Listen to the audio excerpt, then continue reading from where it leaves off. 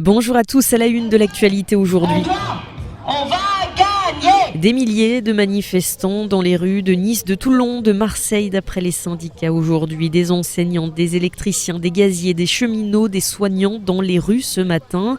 C'est la 6e journée de grève dans la région et dans le pays contre la réforme des retraites. Florian est là pour la première fois. Cet ingénieur niçois a décidé de se lancer dans le cortège pour une raison assez spéciale. Ouais, c'est la première fois de ma vie. Déjà, j'avais hésité les fois précédentes. Et là, cette fois-ci, en fait, on nous a annoncé l'augmentation de notre PDG. Ça nous a un petit peu mis les abeilles. Enfin, surtout le comparer celle qu'on va avoir, nous, et l'inflation. Et donc, c'est pour ça. Il y a les retraites et ça qui font qu'on est venu. Toutes les avancées sociales se sont faites dans la douleur. Alors, on sera là jusqu'au bout. Jusqu'au bout, ça veut dire quoi pour vous? Jusqu'à ce soir. Je pense que ça va faire passer un message. Voilà Florian au micro de Paul Galliano, les syndicats qui parlent d'une mobilisation très forte dans la région. Franck Osner est secrétaire départemental FO chez nous. Aujourd'hui, vous en avez la preuve. Partout, les salariés se sont mobilisés. Partout, il y a une importance énorme en termes de mobilisation, au moins aussi importante, si ce n'est plus importante qu'au mois de janvier.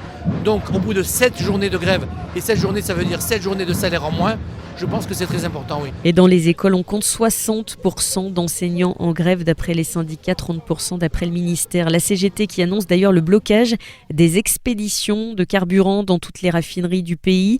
L'intersyndicale annonce une réunion ce soir à partir de 19h.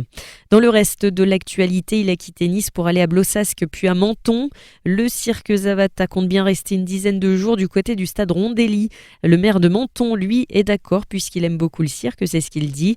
Il a quand même mis son veto aux numéros avec des animaux sauvages, des numéros qui sont annulés. Près de 4400 entreprises de Provence-Alpes-Côte d'Azur défaillantes.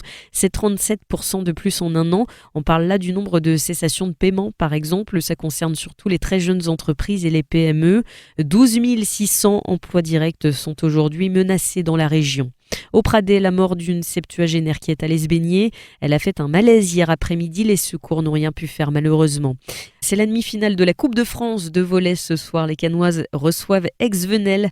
Match à 20h au Palais des Victoires. Et puis il partira en jaune tout à l'heure. Le Danois Mats Petersen a remporté la 2e étape du Paris-Nice cycliste hier soir à Fontainebleau. Place cet après-midi à un contre-la-montre de 32 km dans le Loiret. Voilà pour l'essentiel de l'actualité.